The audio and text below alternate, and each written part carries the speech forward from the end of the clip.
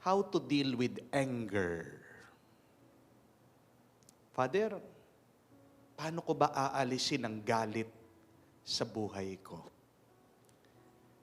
That's a very good question. And I receive that question very often. And to tell you honestly, it has always been my struggle in my life to remove anger. I admit, I confess, I am also a very angry person then. Now, I have learned to deal with my anger. I have learned to discipline my anger. I learned to temper my anger. And I think a lot of us would want to know how. Paano ko ba makokontrol ang aking galit? Well, the first thing that we should know is we should understand this experience that we call anger. Because anger is a very general feeling. It is a very general word that we use in this very negative experience. No? Napakalawak po itong salitang galit. Palagi nating ginagamit, pero hindi natin matuntun ano ba ang ibig sabihin. Pag naintindihan na natin kung ano itong galit, maaaring maiintindihan natin ang ating sarili at malalaman natin paano natin dadalhin, bubuhatin, at haharapin itong karanasan na napakapangit, napakasakit, napakabigat, at ayaw naman nating nararamdaman at nararanasan. The first thing that you should know, my dear friends, is this experience of anger has 3 phases. Merong itong 3 yugto, 3 kabanata. The first phase of anger is what we call irritation. Init. Pagkairita. But the second phase of anger is what we call rage. Dito pa lang talaga yung galit, pagwawala.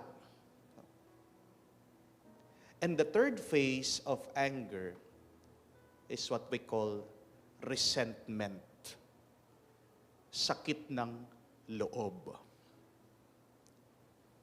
Ito po yung tandaan nyo, mga kapatid, na hindi natin maaalis ang pagkairita natin sa mga bagay-bagay.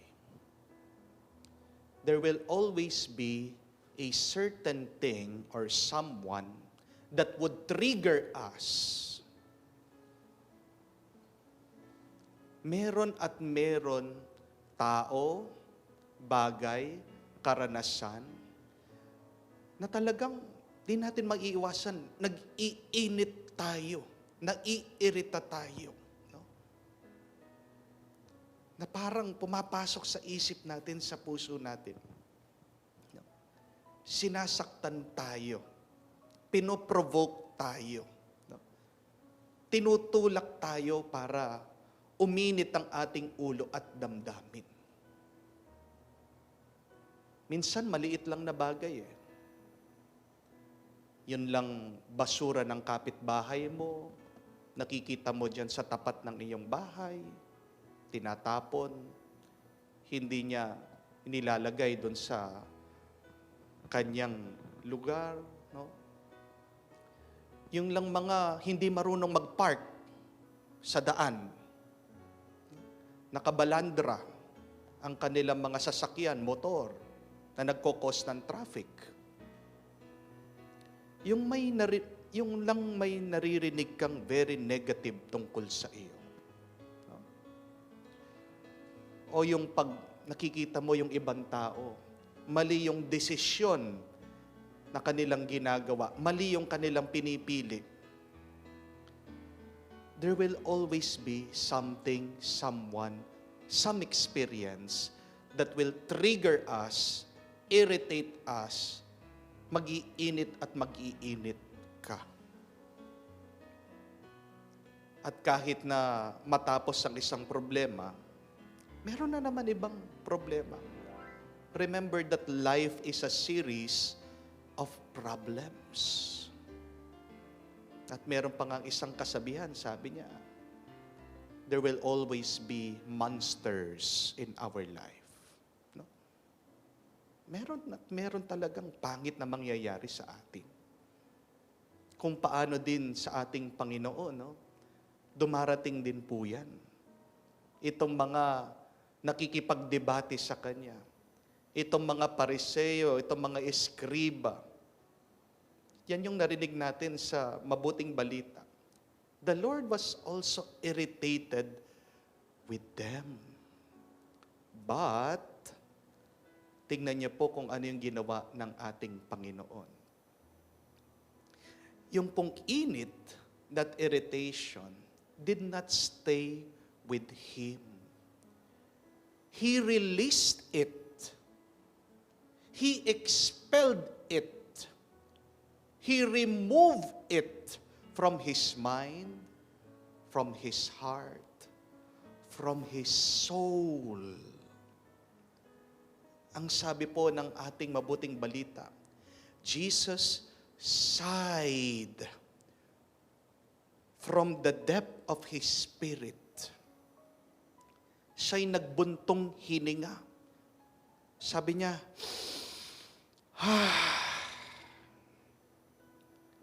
ano yung ibig sabihin nun? He felt it, but He did not feed it. That is how you deal with anger. Do not deny it. Do not hide it. Huwag mong itatago. Huwag mong kikimkimin. Kasi anuman ang iyong sinasara, tinatago sa iyong kalooban, pag naipon yan, sasabog ka.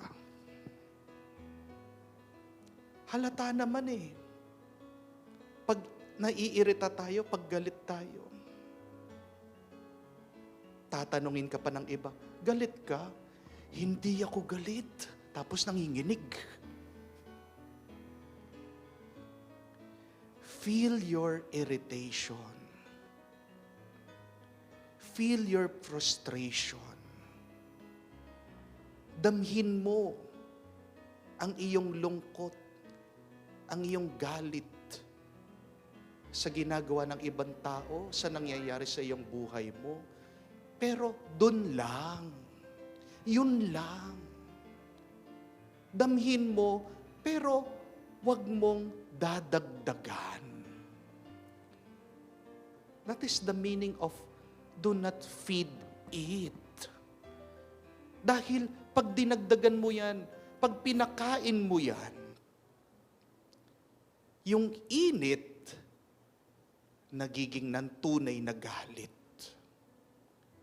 Pag tinatago mo at pag nagpuno, diyan sasabog at diyan ka magwawala at makakasakit sa iba.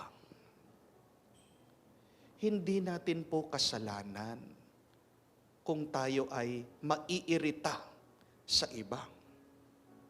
But I tell you this, it is your fault if you allow that irritation, that anger, to remain with you for a long time.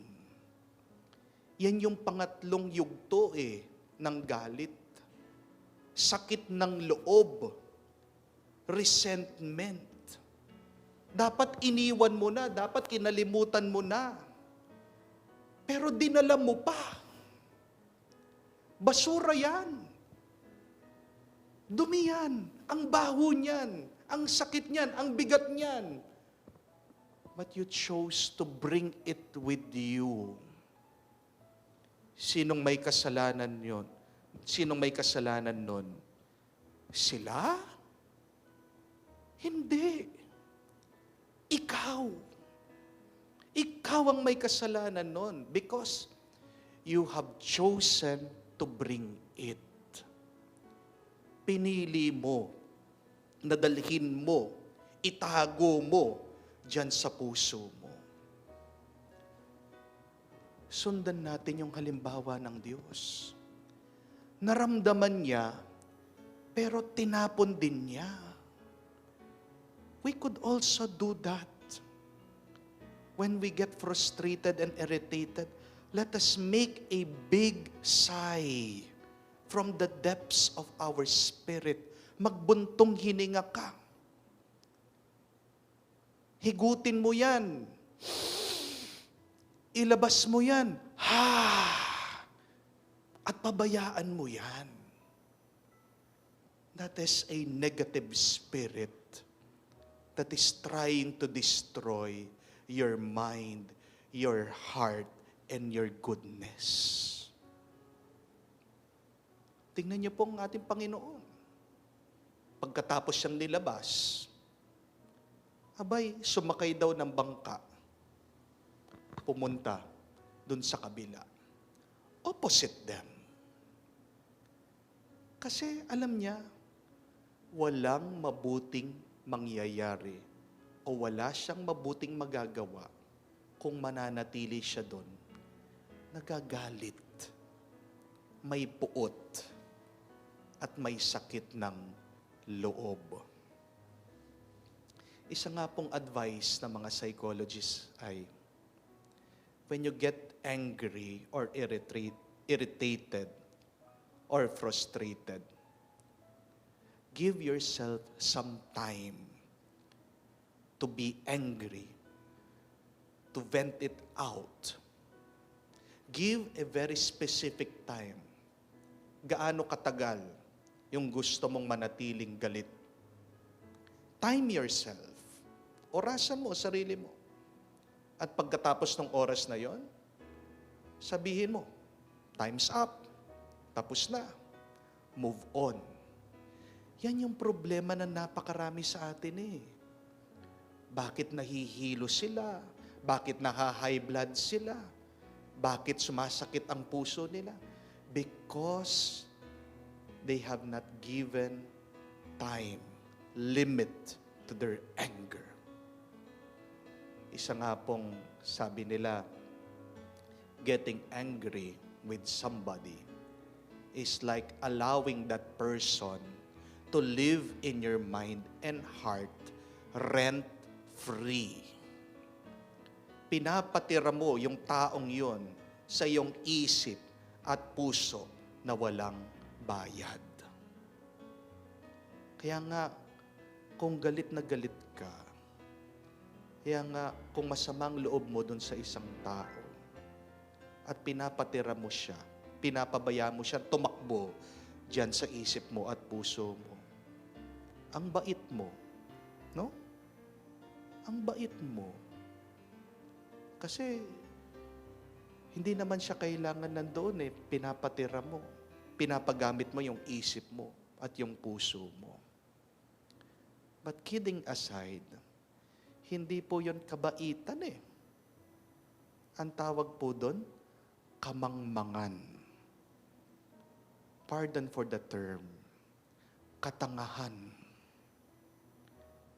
Dahil ginagawa mong biktima ang iyong sarili, nagpapaabuso ka dyan sa iyong negative feeling. Bakit pinapabayaan mong iyong sarili na makontrol ang iyong buhay dyan sa iyong mga negative thoughts? Ayaw ba natin maging masaya? Gusto natin. Pero tayo ay nagiging biktima nitong masamang karanasan, masamang nararamdaman. We can choose to live these very bad feelings. But in order to be free, we also need the grace of God. Kaya nga, kahit na anong effort mo, anong lakas mo, kahit na gustong-gusto mo nang lumaya, manghihina ka pa rin eh. Dahil limitado ang ating lakas.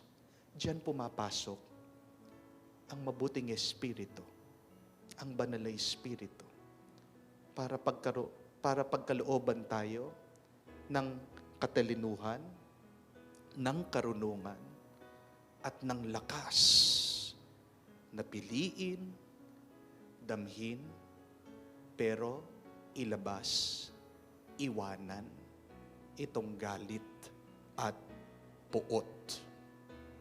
You cannot do this alone. You need God. You need the Holy Spirit. Want to be free from anger? Understand those three phases.